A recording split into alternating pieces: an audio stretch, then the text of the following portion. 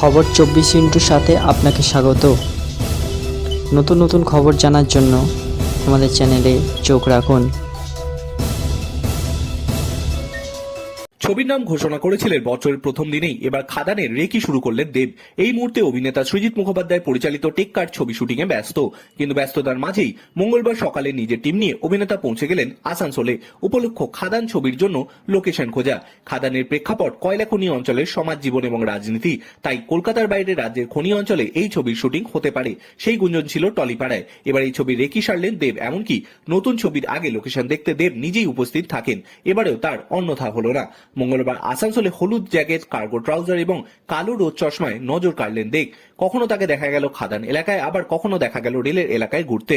সূত্রের খবর, মঙ্গলবার রাতেই অভিনেতার কলকাতায় ফেরার কথা। বিগত কয়েক বছরের দর্শকদের সামনে নতুন নতুন অবতারে হাজির হয়েছেন দেব।